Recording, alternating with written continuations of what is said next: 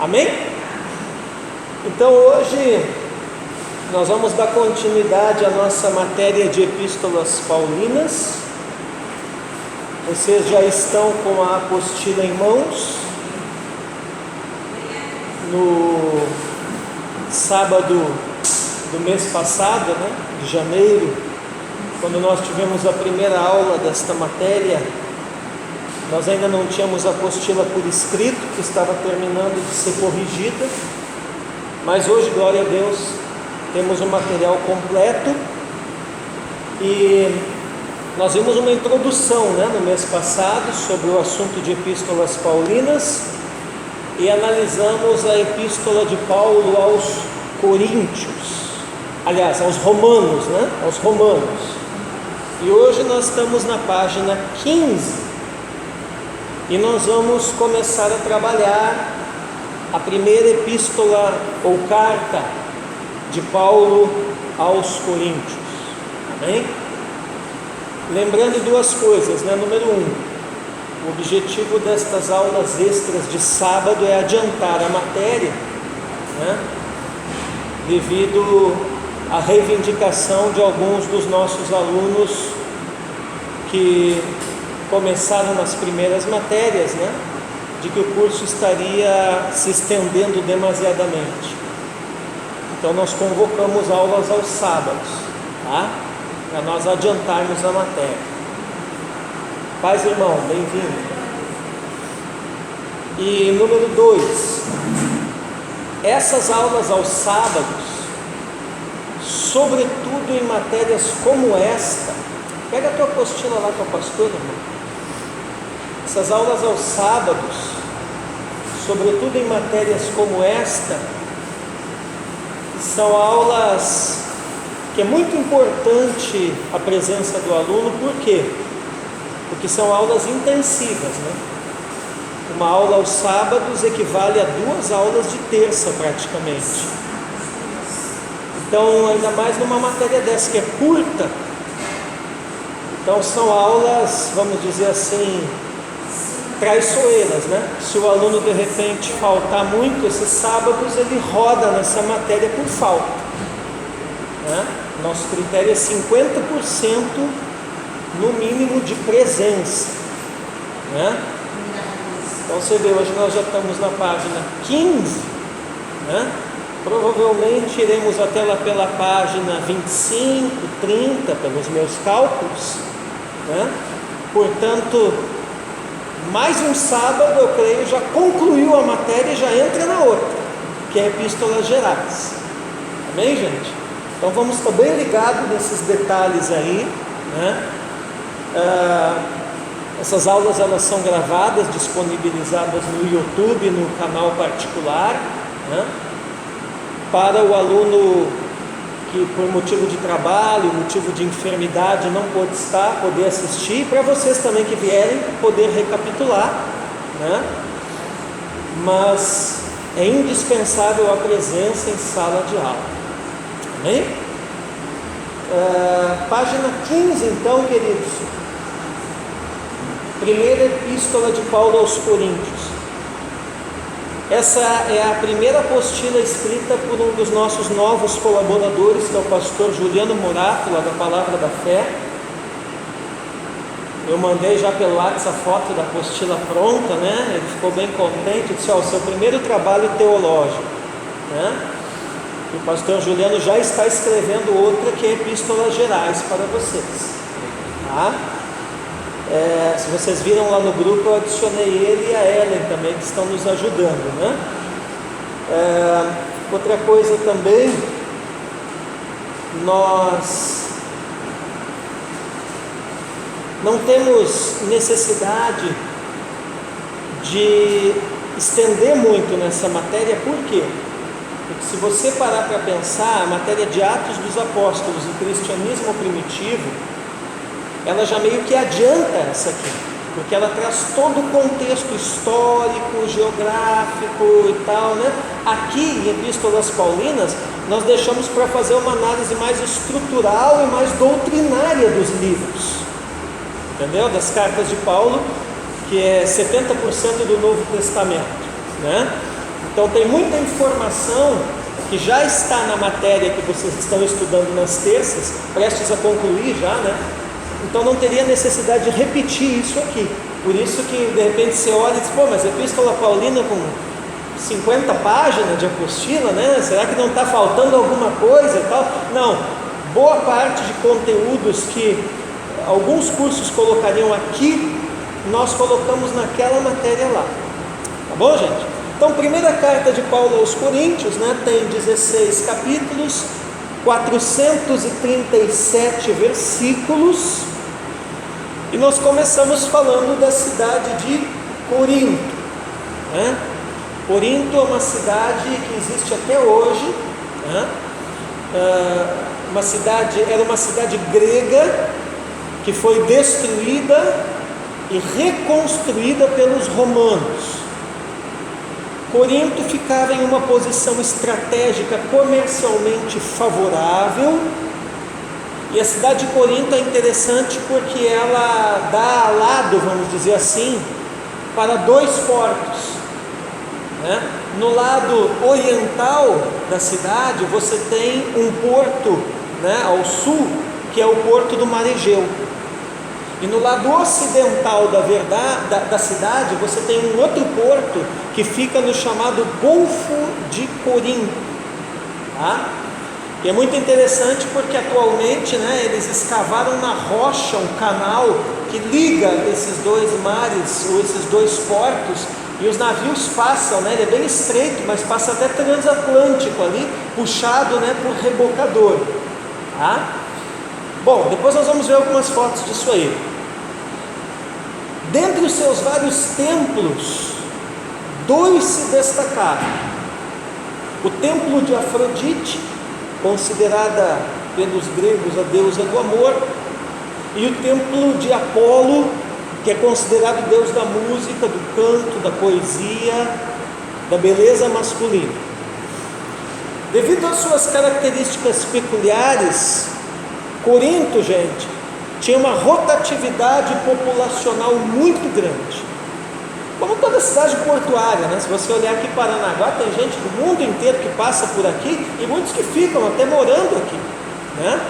Mas Corinto, né? Você imagina assim uma Paranaguá ou uma Santos multiplicado por 2, porque são 2 portos de intenso comércio, né? Então, Corinto é uma cidade que tem romano, tem sírio, tem asiático, tem egípcio, tem judeu, tem grego, né? Tem gente de tudo quanto é lugar do mundo, né, morando ali. Então é uma verdadeira Babel de línguas, é uma cidade, como diz, cosmopolita, né? Com várias religiões, várias línguas, várias culturas ali se misturando, né? Muito bem. Então, nesse contexto é que Paulo vai escrever a sua primeira epístola aos Coríntios, que nós já vimos na matéria passada, né? Terça-feira inclusive a gente falou disso, né? Que não é 2 epístolas, mas sim foram 4, né? São 4 epístolas que foram escritas aos Coríntios. Das 4, aprove ao Espírito Santo que 2 entrassem, né? E na verdade, primeiro aos Coríntios é a segunda dessas 4, né? E segundo aos Coríntios, ela seria a 4ª epístola dessas 4. Então a primeira e a terceira epístola se perderam na história e não aprove ao Espírito Santo que entrasse no cânon das Escrituras, né? Então, gente, essa primeira epístola está integrada com os acontecimentos de Atos, capítulo 18, versos 1 ao 18. Então o contexto histórico está ali, tá? Onde Lucas, escrevendo por volta de 55 depois de Cristo, a partir da cidade de Éfeso, nos narra a fundação da igreja de Corinto. Então tem uma ordem aqui. Então agora o que o pastor Juliano fez? Ele pegou o texto de Atos 18, né, e vai mostrar uma ordem de acontecimentos aqui, do verso 1 ao 18, onde Lucas na verdade está narrando a fundação da igreja de Corinto, tá? É aquele princípio da hermenêutica que a Escritura explica melhor a Escritura, né? Não sei se vocês viram no grupo da imersão bíblica ali, né? Que o irmão lá da Igreja Quadrangular, que participa das imersões aqui, né? Ele fez uma pergunta sobre uma determinada passagem da Bíblia, né? Lá João capítulo 5, né? Que fala de uma festa dos judeus, mas não fala de qual festa. É a única passagem no Evangelho de João que não cita, né? João linka muito o ministério de Jesus, as obras de Jesus, com as festas bíblicas, né? Mas o único lugar que João no seu Evangelho não cita que festa era esse capítulo 5, né? E aí ele fez a pergunta se alguém podia responder que festa era essa, né? Eu falei para ele que a resposta se encontrava no capítulo 6, verso 4, né? Por quê? Porque lá no capítulo 6, verso 4, né, menciona ali, né, que era a festa da Páscoa, né? Ora, se o capítulo 5 veio antes do 6, e se no 6 eles estão na Páscoa, logicamente no 5 eles estarão uma festa antes da Páscoa. Qual é a festa que vem antes da Páscoa? Tabernáculos. Porque as festas eram nessa ordem, né? Páscoa, Pentecostes, Tabernáculos. Páscoa, Pentecostes, Tabernáculos. Então a festa que veio antes da Páscoa certamente seria Tabernáculos. Então por que eu estou contando essa história? Para vocês compreenderem esse princípio, que quando a Escritura não explica determinada coisa, alguns capítulos adiante, alguns versículos adiante, ou talvez até alguns livros adiante, você vai ter a informação que vai esclarecer aquele outro ponto ali. Isso é boa teologia. É melhor do que ler e ficar tentando adivinhar, né? E aqui é a mesma coisa. Então você tem em 1 Coríntios a parte doutrinária da coisa, e você tem em Atos 18 a parte histórica da coisa. Amém? Podemos pregar ambas, podemos e devemos, mas um erro muito comum que acontece na nossa geração é pessoas quererem pregar doutrina usando história.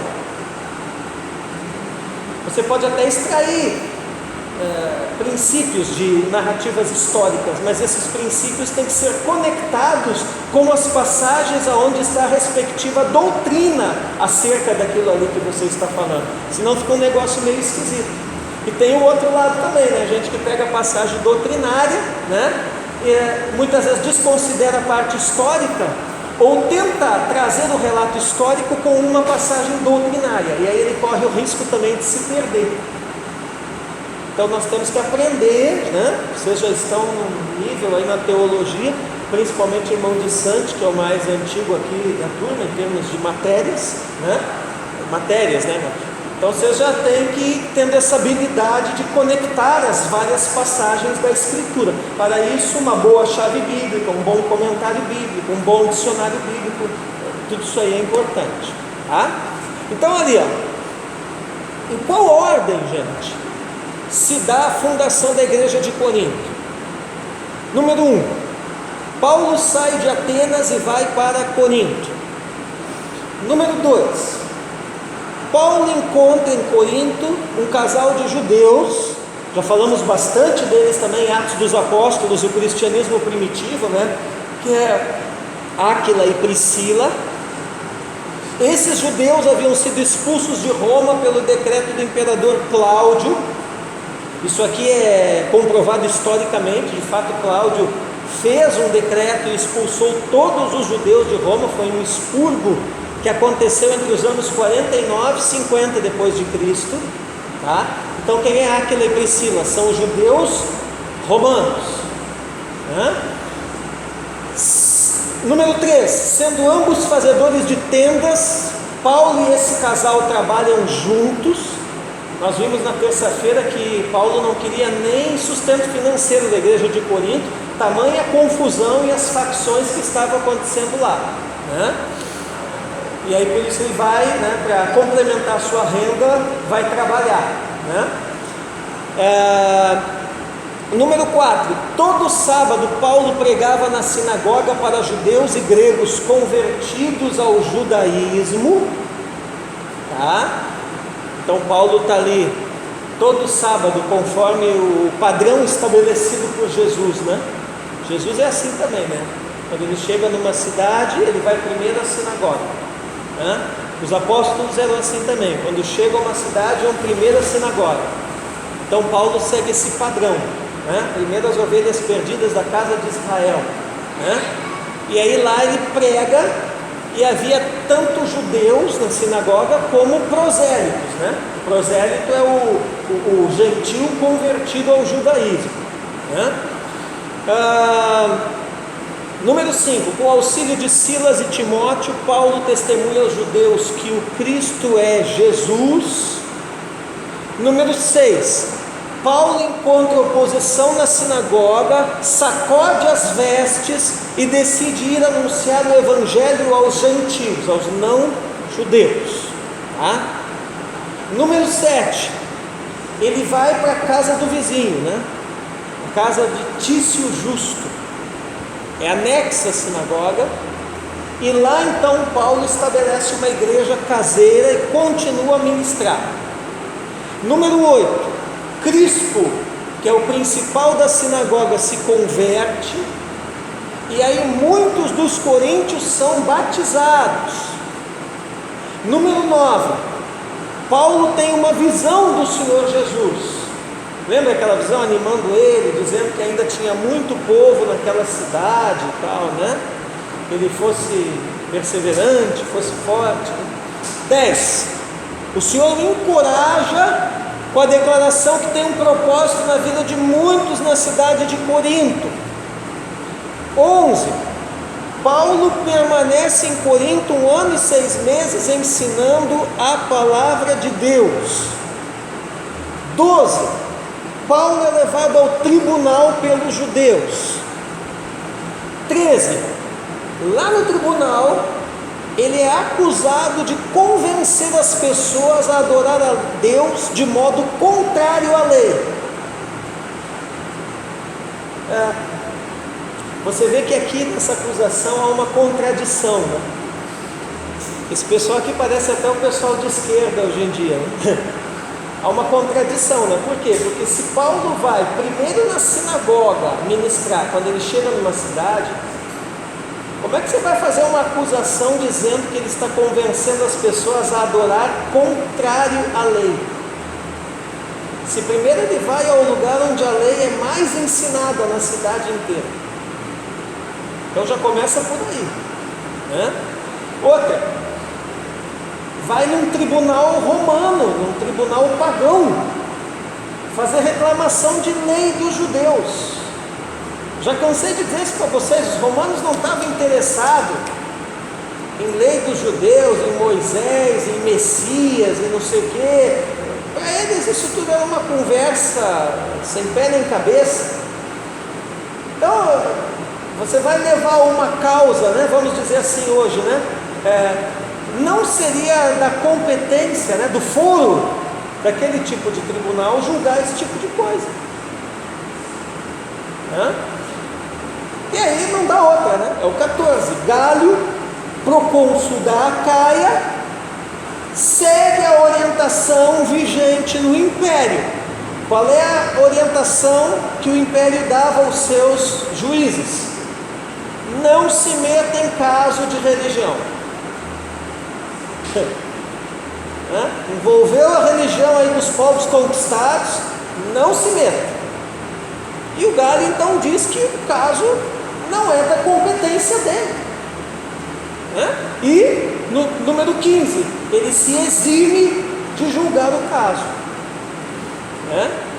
E 16, ele vai mais além, né? Ele os expulsa do tribunal. Aqui provavelmente eles quiseram teimar, né? Você sabe como é que é, até hoje é assim, né? Se você quiser ratear com o juiz, ele chama a polícia, te bota para fora do tribunal e acabou, né? Foi o que aconteceu. Aí eles ficam endemoniados, eu diria, né? Alguns dizem irados, mas eu acho que foi mais além do que uma ira, né? E o que eles fazem? Eles promovem o espancamento do irmão Sóstenes diante do tribunal, na frente do tribunal. E os romanos não interferem.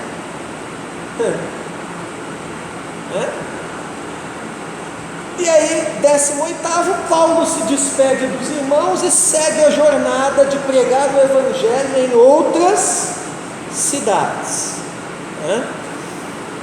Quem levou a pior nessa foi o irmão Sóstenes, infelizmente, né? Mas andar com Paulo é assim, né? Aqui tem um princípio, né? Se você quer andar com o cara, você tem que estar disposto a correr os riscos que o cara corre. Se você quer andar com o cara, você tem que estar disposto a pagar os preços que o cara paga, né? Se você quer andar com o cara, né, você tem que estar disposto a andar no nível da unção dele, né? Então, às vezes acontece essas coisas aqui, né? Oi? Esse foi o brinde, né? Foi o brinde, né? Qual é o propósito, irmãos, de 1 Coríntios? É instruir os irmãos sobre várias questões de comportamento da vida da igreja local. Ô igreja complicada essa daqui. Por que era necessário instruções? Porque a maior parte da igreja eram novos convertidos que vinham do paganismo, né? Então lá no paganismo, né, o cara ia para o templo lá de Apolo, né, levava a mulher dele e entregava para ter relações sexuais lá com um sacerdote, né? É a minha oferta para Apolo. Ou ele ia no templo de Afrodite, né? Tinha coisa lá com a sacerdotisa, né? E a mulher, a minha oferta para Afrodite. O negócio funcionava assim nessa época. Então o que acontece aqui, né? Esse pessoal se converte e vem para a igreja.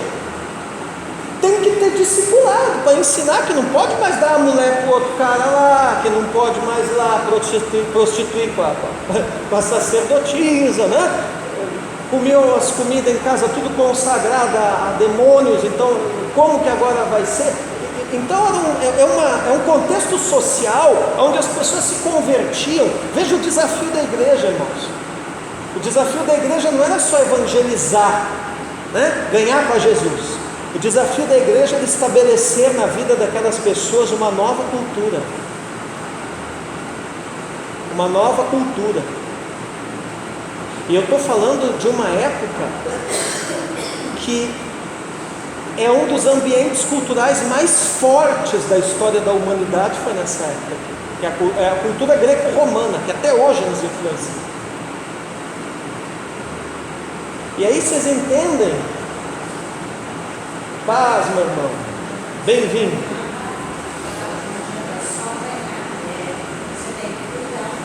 Pega uma apostila para o Malaquias ali. Ih, Malaca, você tá dodói? Ixi! Tá dodói de joelho? Põe uma cadeirinha aí para ele esticar a perna aí, ó. Hoje nós vamos ungir esse negócio aí, vamos orar. Isso mesmo.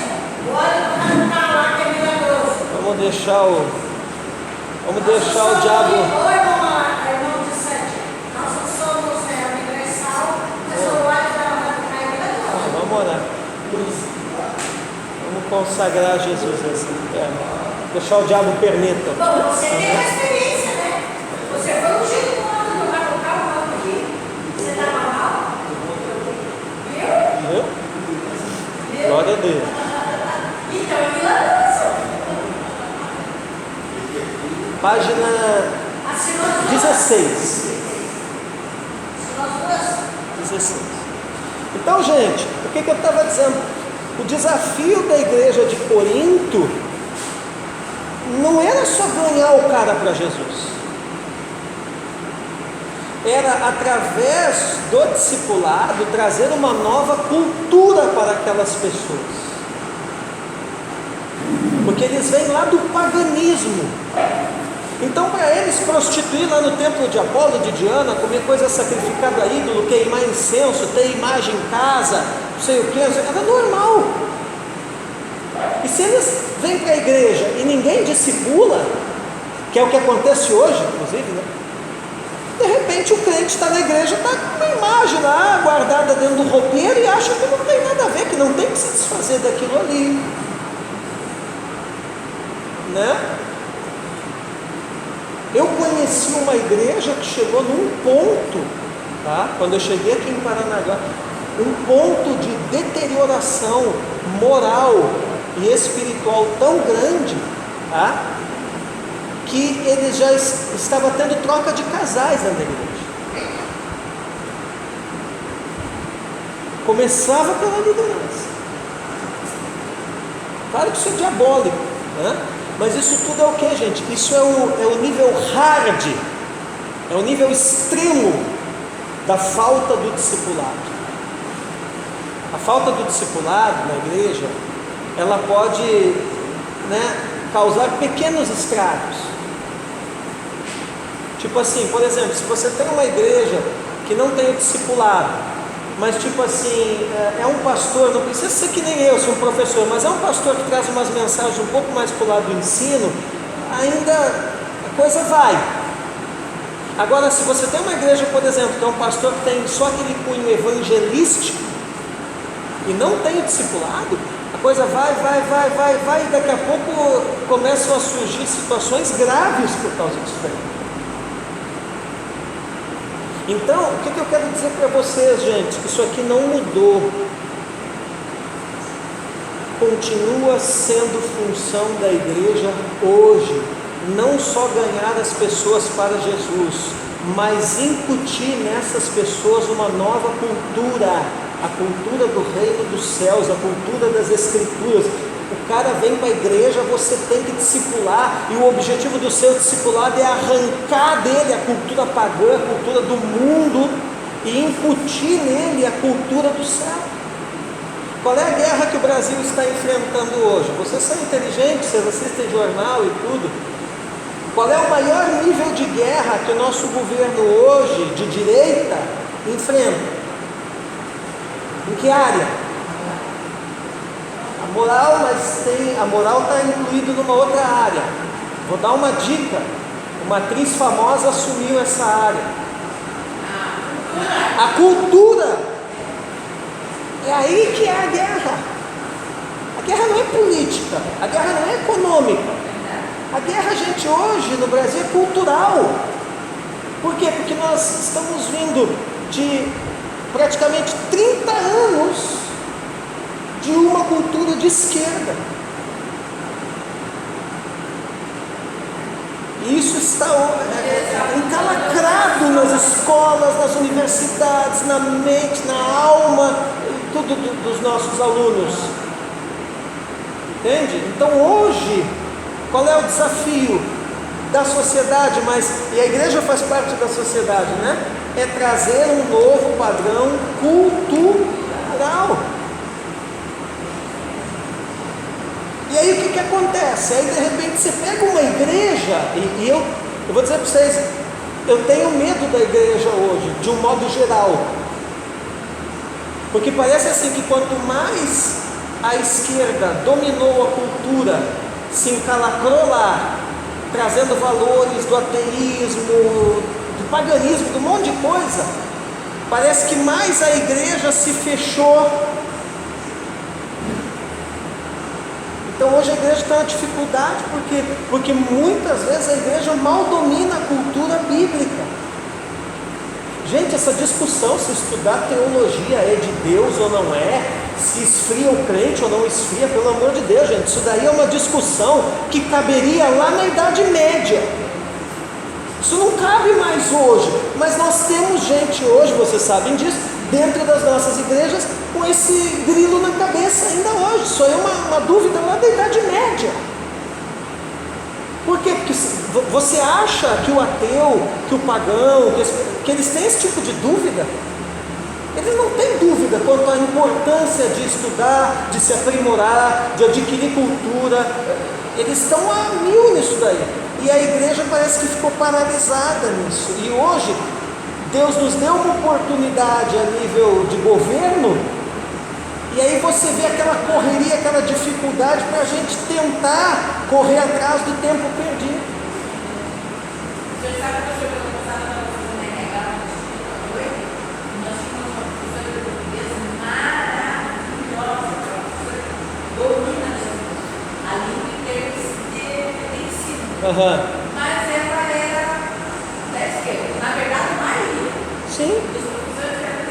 Então, até que um texto lá, da nossa opinião, eu escrevi de acordo com a minha opinião. Não, mas eu levando o lado de político que está certo. Então, eles acabam influenciando o nosso jovem de hoje na sala de aula dessa maneira. Claro. Ensinando o errado em todas as partes. Porque eu estava dando em português, mas tem aulas de biologia, tem aulas, tem uns que dão aulas de sexo nas escolas, baseado nesse. Não, eles conseguem assim usar gente, eles conseguem usar todas as áreas do conhecimento para tentar formar militantes e não intelectuais. Um militante é muito diferente do intelectual, entendeu? Até a teologia.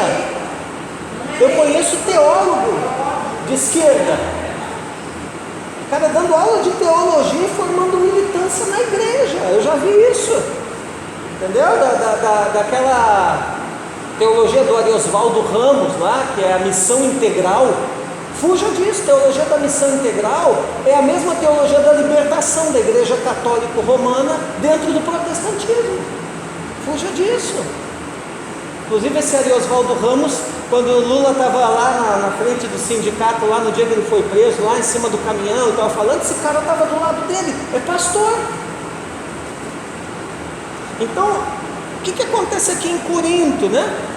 As pessoas vinham de um histórico marcado pelo paganismo, no meio de um ambiente cultural fortíssimo, né? E se ninguém ensinasse para elas que não podia mais cometer aquelas práticas pagãs, elas continuavam fazendo, achando que está tudo bem, né? Não, para que eu vou jogar fora a minha estátua lá da deusa Diana, se no cristianismo também eles têm uma deusa que é Maria? Eu vou guardar em casa a estátua, eu vou dizer que é Maria. E dessas coisas aí, desse tipo de mentalidade que foi evoluindo, que mais tarde veio o catolicismo romano, né?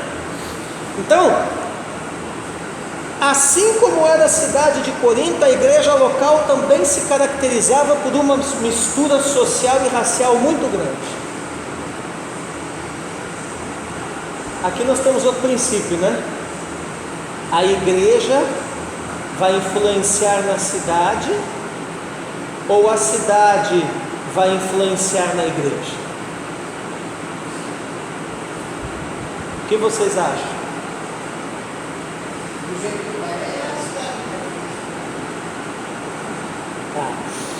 Assim, e vocês acham,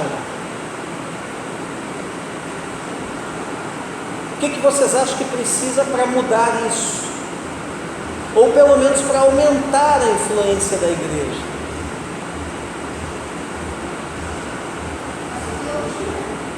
Teologia. Tá.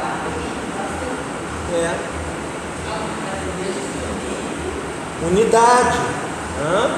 Muito bem, bota para funcionar aí a catraca. O que mais?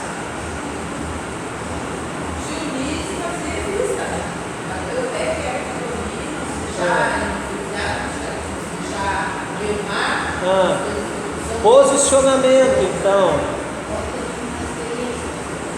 Compartilha bem alto aí para nós.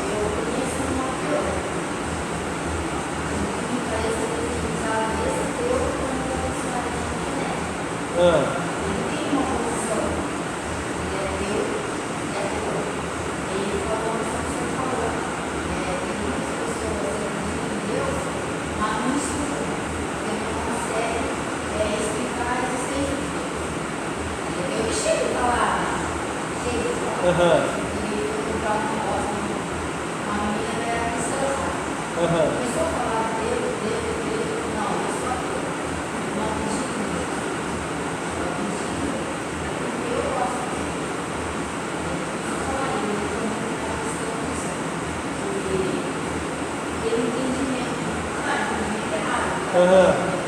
Hoje, muitos deles na igreja não conseguem ter um posicionamento de quem é mesmo.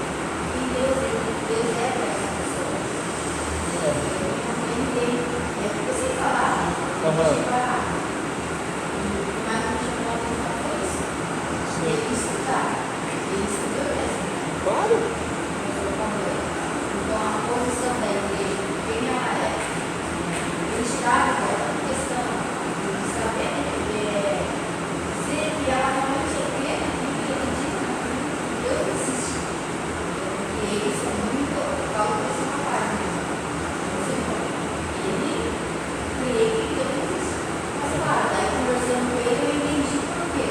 Porque ele é criança, a mãe dele deixou ele na mão de outras pessoas, Deus permitiu. Sim, ele é cheio de trauma. Aham. Entender a raiz de tudo isso. Aham. Eu mais que mais me chamando isso. Pessoas que não conhecem a cultura bíblica. Aham. Ele vai ter com ele. E daí sai envergonhado. Fala, mas dentro da igreja isso tem uma cultura bíblica formada mesmo. Sim. E na escola é algo assim. Sim. Sincero. Falta muito. Sim. E por falta de entendimento, geralmente muitos, como ele falou também, muitos não se caracterizam, não sabem o que são, acabam caindo, né? Aham. Vai trabalhar no lugar, eu sou cristão, você é cristão, Você tem que assinar esse aqui, porque ele estava na palavra, na verdade, se você não assinar, a pessoa vai olhar. muitos que não têm essa firmeza, Aham. acaba se corrompendo, Aham. acaba não tendo essa identidade mesmo. Não, eu sou cristão, não vou fazer. Eu sou cristão, vou fazer assim. Eu sou cristão, vou ter essa postura. Aham. Por falta de cultura. Às vezes, como o senhor falou, por falta do discipulado, Sim. né? E outra coisa, gente, a igreja, ela precisa. Olha aqui, ó, se você estudar história, tu tá lendo aquele livro da. Como é que é o nome mesmo? Tu me mostrou lá na tua casa, aquele que tu comprou, sobre a história. História. Oi? Isso, é a história universal do cristianismo, é isso, né? Então, tenho certeza que naquele livro ali diz a respeito do fato que o grande incentivador, vamos dizer assim, de ideias, o grande difusor da cultura e dos estudos e das ciências no passado era a igreja. Leu isso naquele livro? Ou seja, o que nós temos? Nós temos primeiro a mitologia. Para explicar a mitologia surge o quê? A teologia. Para explicar a teologia surge o quê? A filosofia.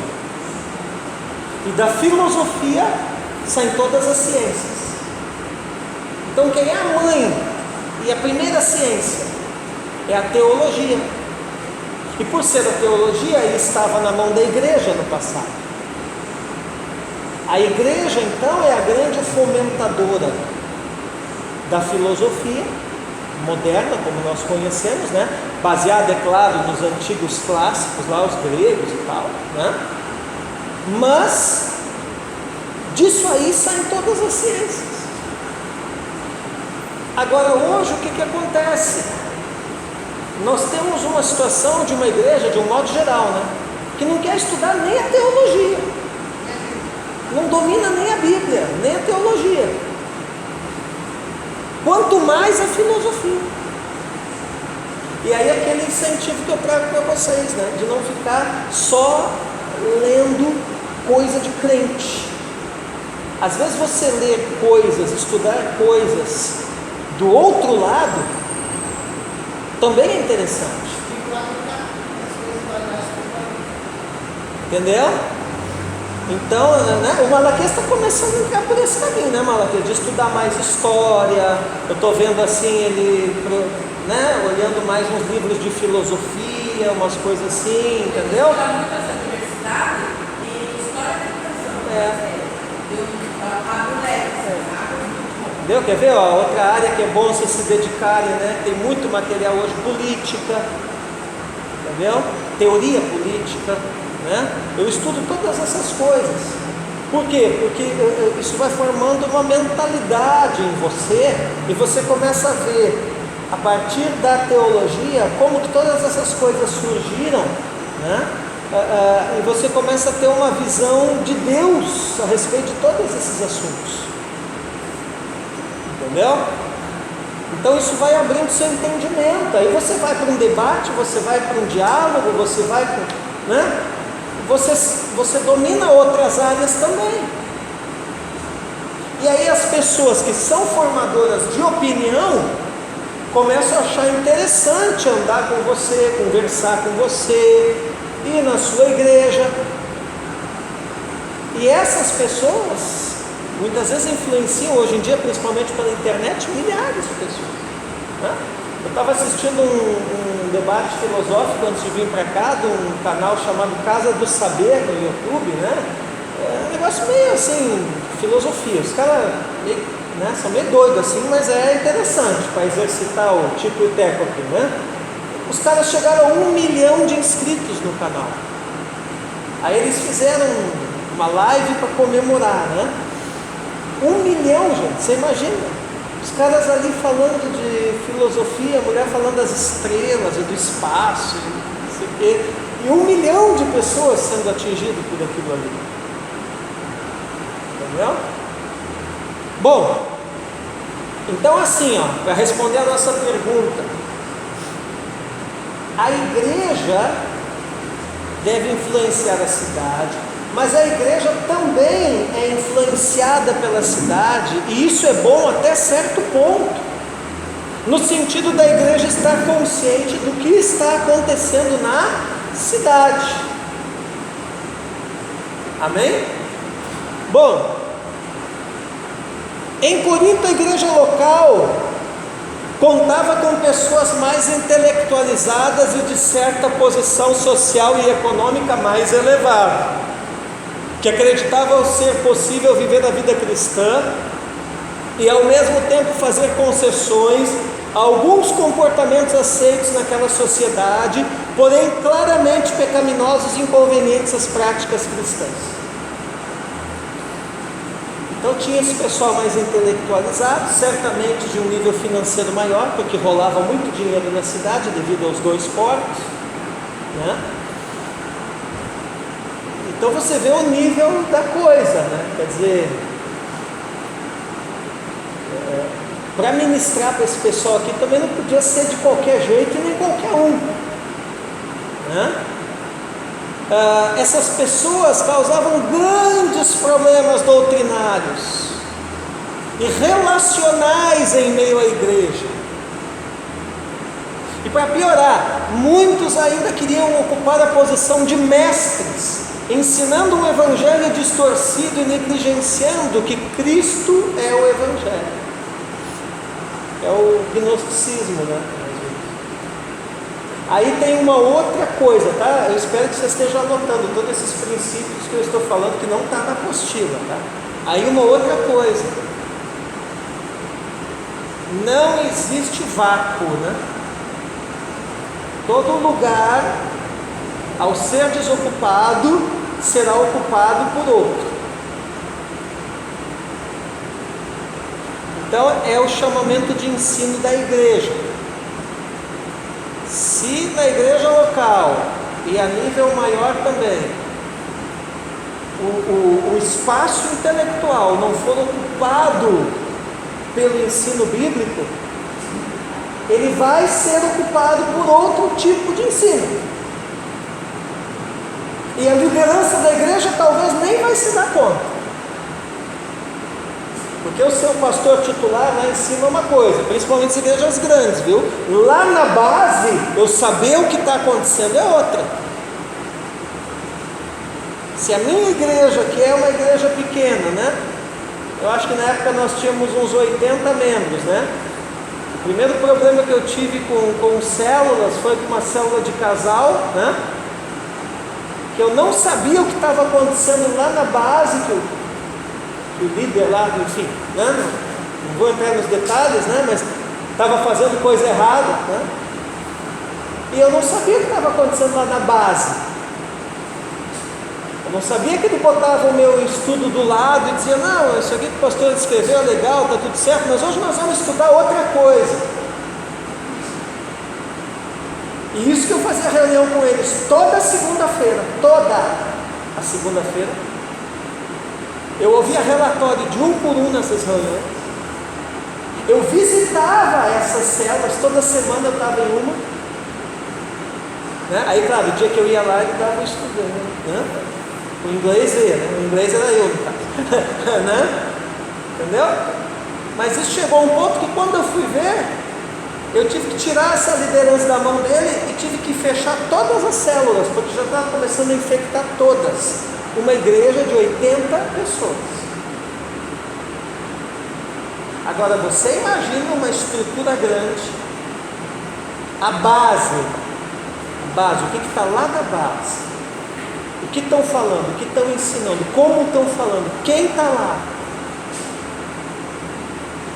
o que essa pessoa que está lá está ouvindo por aí. Me ouve pregar domingo, beleza, mas de repente segunda, terça, quarta ouve mais um monte de gente pela internet, num monte de lugar por aí. Como é que, aí você me olha assim com essa cara, né? Olha a cara do Dissante, o Dissante está começando a ficar assustado, né? Você me olha com essa cara preocupada e diz assim, tá, mas como é que a gente vai resolver isso? A gente resolve isso só tem uma maneira: você estabelecendo uma cultura bíblica tão forte na igreja, tão forte no ministério, que mesmo que o cara queira distorcer lá na base, ele não vai conseguir.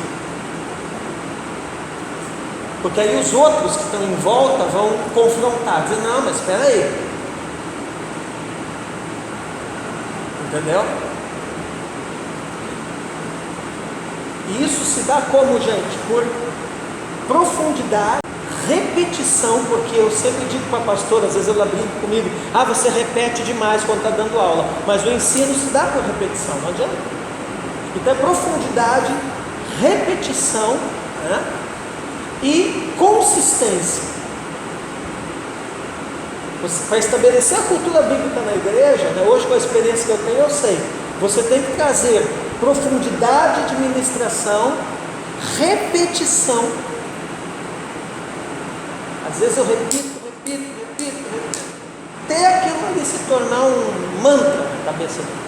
E consistência, o seu estudo tem uma consistência, uma lógica, sabe? Que a pessoa começa a pensar e ver pé e cabeça, né? Ver começo, meio e fim. Então, mas o Espírito Santo está nessas coisas tudo aí. Entendeu? Então, o que acontece? Se não, vai levantar alguém na periferia do ministério. Periferia do ministério ia ser boa, né? Lá, entendeu? Né? E esse alguém até pode se colocar como um mestre, que é o que acontecia aqui. E daqui a pouco acontece o que aconteceu com a minha igreja, com 80 membros, entendeu? Você vai ver, né? Dos 80 eu fui ver, né, Cristina, o quê? 40% já estava necrosado, velho. Estava necrosado, tive que fazer amputação. Entendeu? Uma bobeada que eu dei. Então, gente, olha ali. Assim, pela dádiva do Espírito Santo, essa epístola aqui, vem censurar toda a sabedoria que queira causar danos aos fundamentos da sã doutrina de Cristo que foi legada à sua igreja.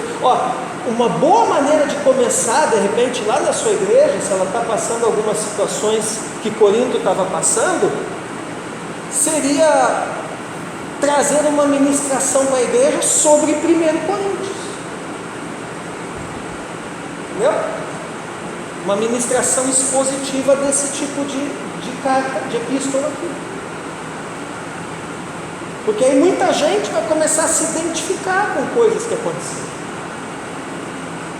Eu botei a figurinha ali, né? O cara pescando com o diabo, né?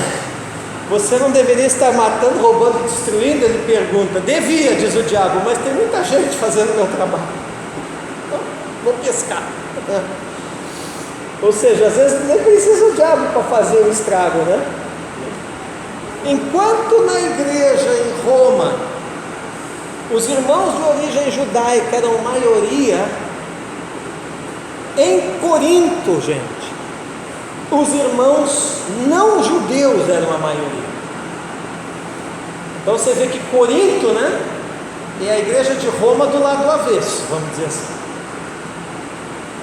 E o crescimento dessa ala gentílica era visível, exigindo do apóstolo Paulo uma firmeza, uma fundamentação doutrinária muito grande, pois se tratava de uma igreja que não sabia viver debaixo de princípios doutrinários. Gente, é que nem o seu filho.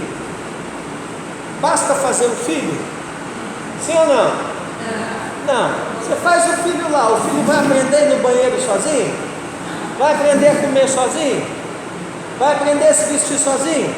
Não, a mesma coisa o crente. Você ganha o crente lá, ele vai aprender as coisas sozinho? Não. Aí tem gente que diz assim, no meu tempo, né, quando eu me converti, infelizmente, não tinha essa mentalidade de discipulado, né? Aí os crentes falavam assim para nós, os mais antigos, né? Vê aí como é que os irmãos fazem e vai fazendo igual. É a mesma coisa que se chegar para uma criança pequena e dizer assim, ó, vê como é que teu irmão mais velho faz e vai fazendo igual. Só que ninguém ensinou o irmão mais velho, né? Aí o irmão mais velho veste a cueca do lado do avesso, ele vai lá e veste igual. Né? O irmão mais velho vai no banheiro fazendo lá o número 2 e não se limpa, ele vai, faz e sai igual. Então não adianta, né? Aí entra o princípio de paternidade espiritual também, né? E essa fundamentação foi buscada por Paulo aonde, meus queridos? Aleluia! Aonde? Lá no bom e velho Antigo Testamento, que muitos hoje dizem que não presta para nada.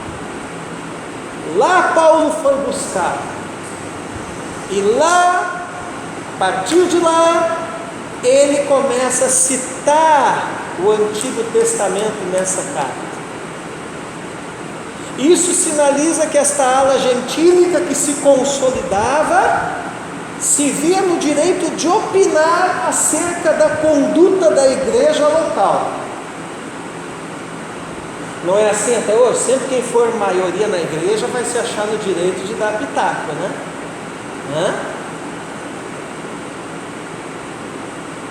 Às vezes não é maioria financeira, numérica, às vezes é maioria financeira, né? Eu dou o maior dízimo, eu acho que eu posso, né, dar meus palpites, né? Então aqui estava começando a acontecer isso. A ala gentílica estava crescendo e eles já queriam conduzir a igreja conforme o que eles pensavam. E aí Paulo vai lá no Antigo Testamento, busca essa doutrina com repetição, com firmeza, né? Com substancialidade, né? E ele vai usar muito a expressão aqui em 1 Coríntios, está escrito. Essa expressão está escrito, ela fala da firmeza de Paulo nas suas colocações a respeito dos que se convertiam, frustrando as pretensões desse pessoal de impor as suas ideologias, de impor as suas metodologias humanísticas na prática diária da igreja. Né? Bom, Paulo, dá licença aqui. Eu acho que a igreja tinha que andar todo mundo pelado aqui dentro. Não, irmão, peraí, está escrito.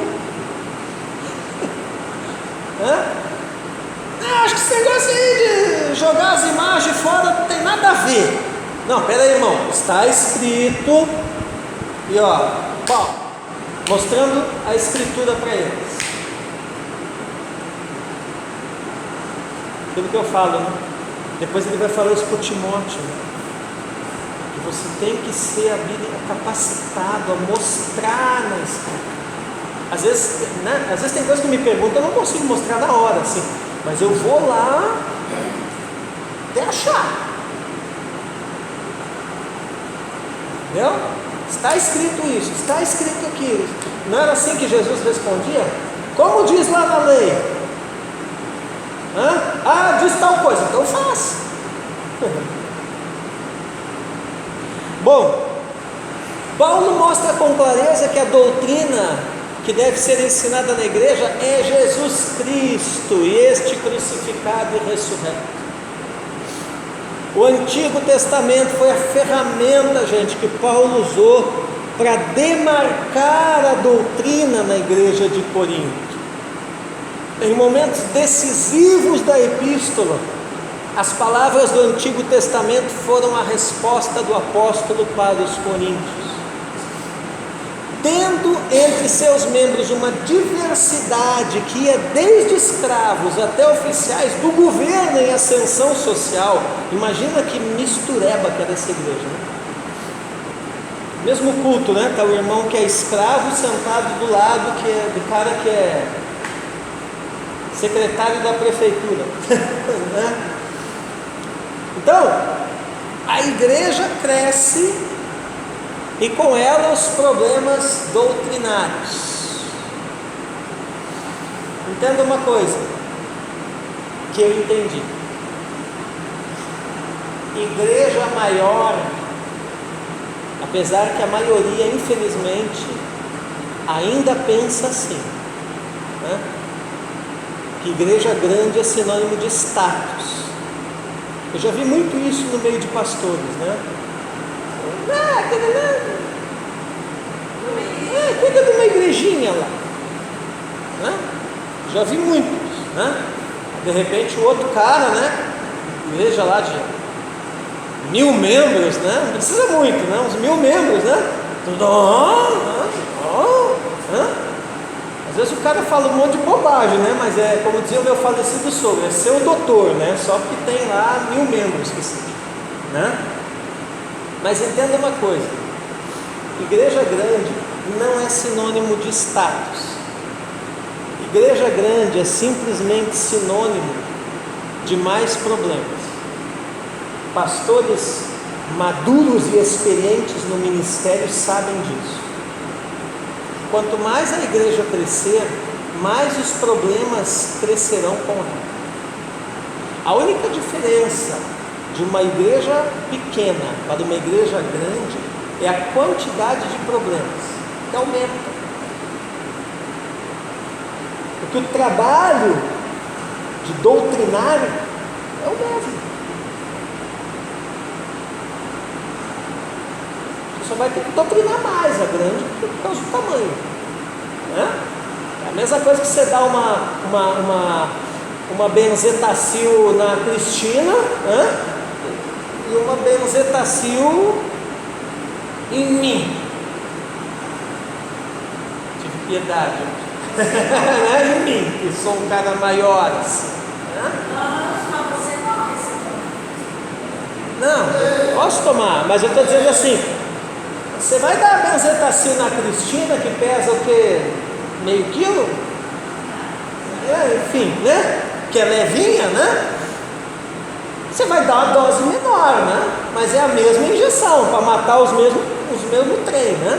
Você vai dar uma benzetacil em mim, que já sou um cara de quase 90 quilos, é uma dose maior, mas é o mesmo remédio, é a mesma forma de aplicar, mesma seringa, o mesmo enfermeiro ou médico, sei lá, é a mesma receita. Tu que trabalha na saúde sabe disso.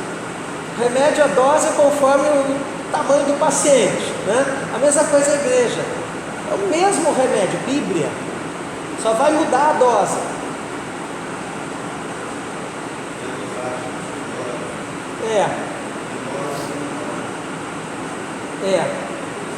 Entendeu? E você vê que o ministério é uma ciência, porque até nisso, né, a gente precisa ter o discernimento, né? Você vai dizer assim: como é que eu faço a dosagem, pastor? O nome disso é discernimento espiritual, né? Eu já errei, eu já quase matei essa igreja aqui, querendo dar injeção nas ovelhas aqui, que era para uma igreja de 1000 membros, e eu vi, a dose que virava os olhos deles, entendeu?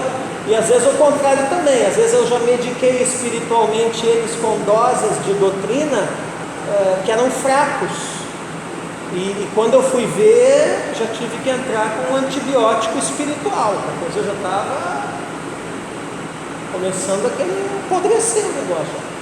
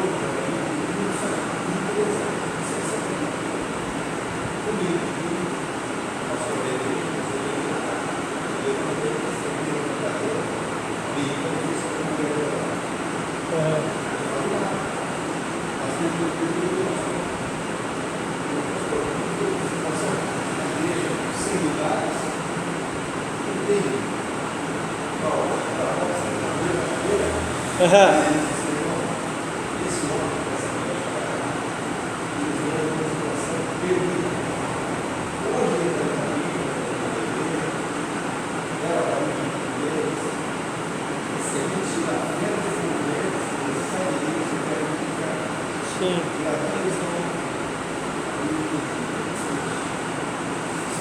Entendi.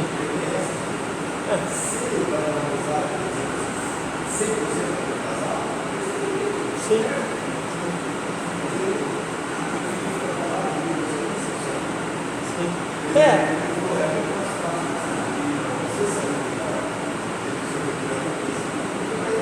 Sim. Claro. Também outra coisa, né? Para ti isso daí é uma bobagem, mas para eles isso aí pode ser algo muito importante. Então, né? Mas isso tudo é uma coisa, ó, quem é que viu, quem é que fez, quem é que percebeu, quem é que te explicou? O líder. Então, seja em que nível for, o líder tem que perceber essas coisas e mexer com isso, entendeu?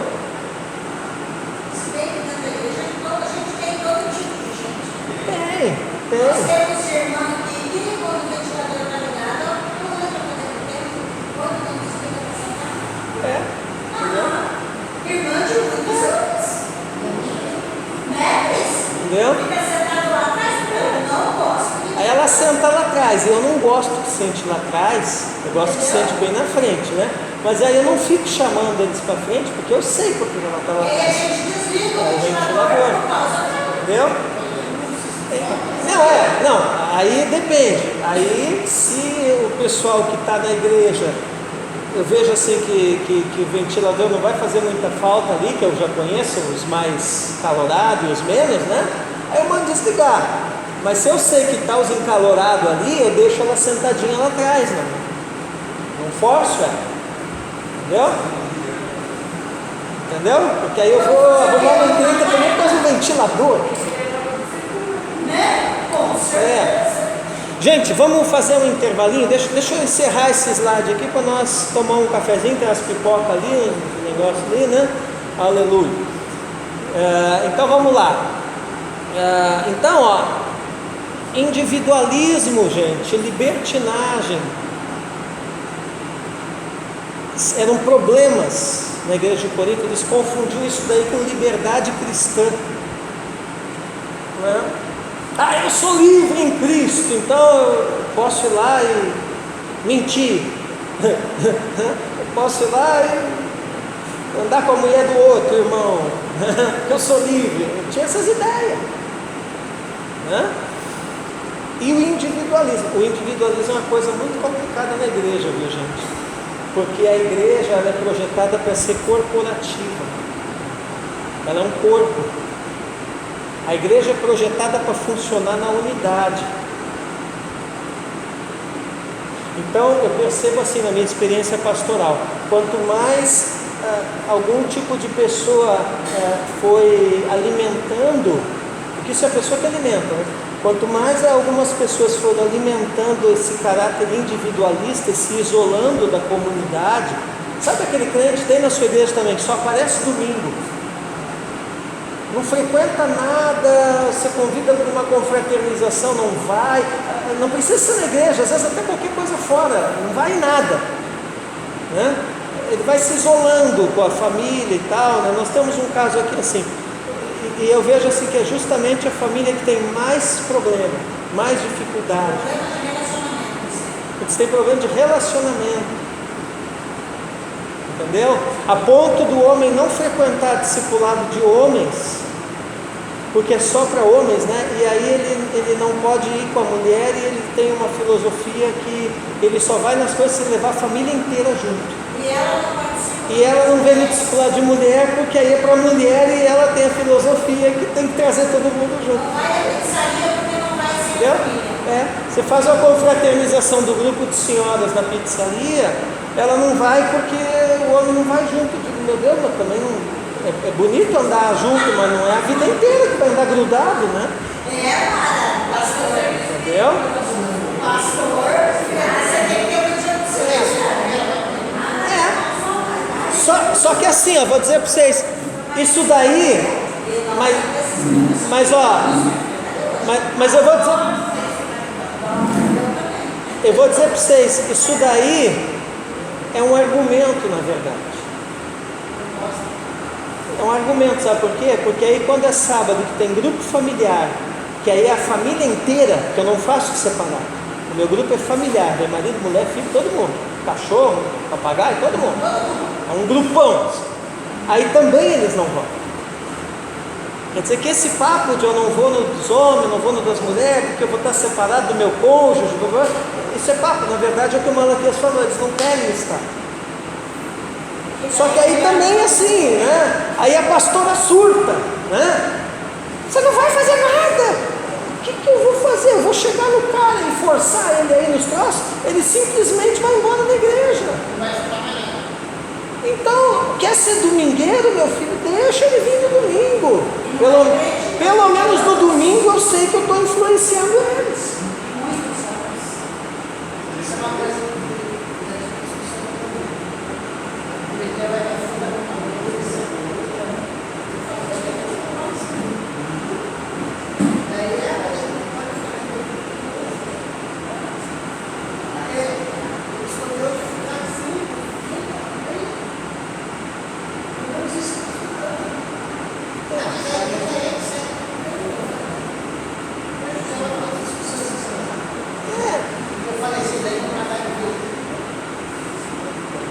Porque assim, ó, vai ter gente que não vai se enquadrar o sistema, mas aí você deixa ele, porque daqui a pouco ele acaba indo, entendeu? Porque também isso aí é até questão de sociologia, o meio influencia também a pessoa. Então daqui a pouco, de alguma forma, o meio vai influenciar. Entende? Ou então vai dar problema, como aconteceu com esses aí esses dias, e eles vão vir para você, como vieram para mim. E aí nessa hora eu falo, digo, não, mas isso aí está acontecendo também por causa disso, entendeu? Eles não disseram nem que sim, nem que não, mas eu vi que eles saíram pensativos lá de dentro do meu escritório. Entendeu?